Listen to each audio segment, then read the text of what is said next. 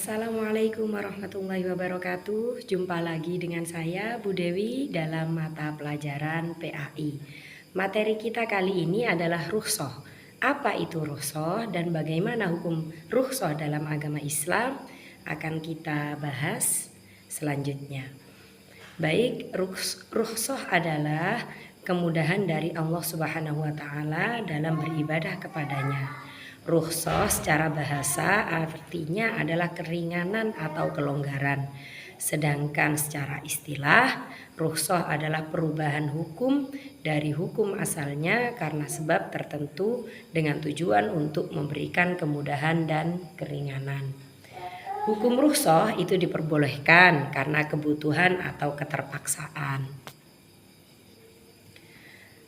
Sesuai dengan penggalan Al-Quran surah Al-Baqarah ayat 286 yang berbunyi A'udzu billahi minasyaitonir rajim. Bismillahirrahmanirrahim.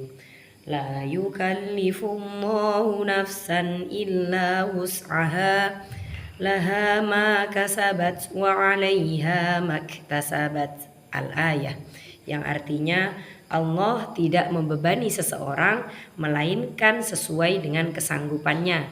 Dia mendapatkan pahala dari kebajikan yang dikerjakannya dan dia mendapat siksa dari kejahatan yang diperbuatnya. Al-Quran surah Al-Baqarah ayat 286. Jadi di sini sudah jelas ya anak-anak bahwa hukum rukhsah itu diperbolehkan karena kebutuhan atau karena keterpaksaan. Bukan karena pengen yang gampang akhirnya pakai hukum rukhsah, bukan seperti itu. Karena alasan diperbolehkannya rukhsah itu yang pertama tujuannya bukan untuk berlaku zalim ya. Yang kedua, orang yang sedang dalam perjalanan atau musafir. Jadi karena perjalanannya dalam hal baik nih, tapi syaratnya ya dalam hal baik, tidak boleh dalam kemaksiatan, maka diberlakukan rukhsah, termasuk rukhsah sholat nantinya. Kemudian orang yang tidak mampu menjalankan, misalkan dalam keadaan sakit atau tua renta, dan juga dalam hal-hal yang lain misalkan. Yang keempat, untuk menghilangkan kesulitan. Jadi rukhsah itu memang artinya adalah meringankan, maka jika ada sesuatu yang dirasa terlalu memberatkan dan bisa dirukhsah, maka berlaku hukum rukhsah.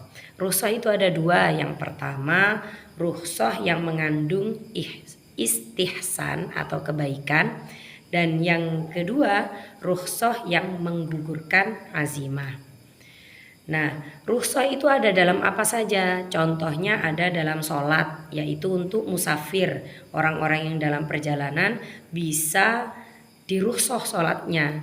Bisa yang awalnya 4 rakaat jadi 2 rakaat, namanya sholat qashar.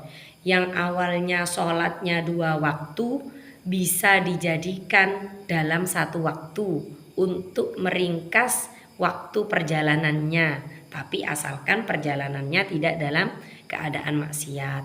Nah, ini akan kita bahas di bab yang lain ya, tentang sholat jamak dan qashar.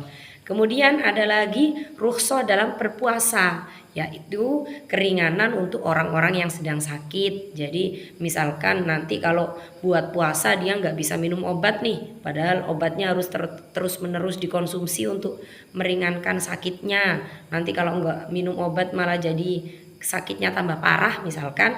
Jadi ini orang ini mendapat rukhsah, dapat keringanan, boleh nggak puasa, tapi dengan beberapa syarat gitu ya. Kemudian musafir, orang yang sedang dalam perjalanan. Sekali lagi, perjalanan yang tidak dalam tujuan kemaksiatan.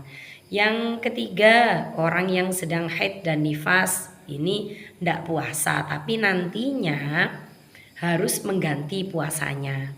Kemudian wanita hamil atau menyusui. Jadi misalkan ada ibu hamil nih, setiap hari muntah terus kan ya, keadaannya nggak sama ya.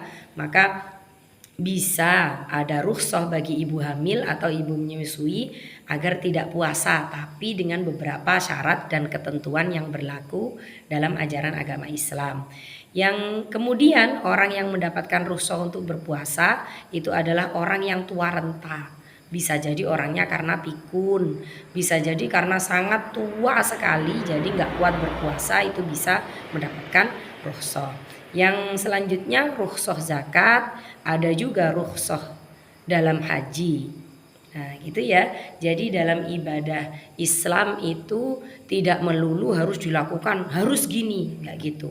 Semuanya ada aturannya asalkan sesuai dengan kaidah yang berlaku. Hikmah rukhsah adalah untuk mempermudah dalam ibadah.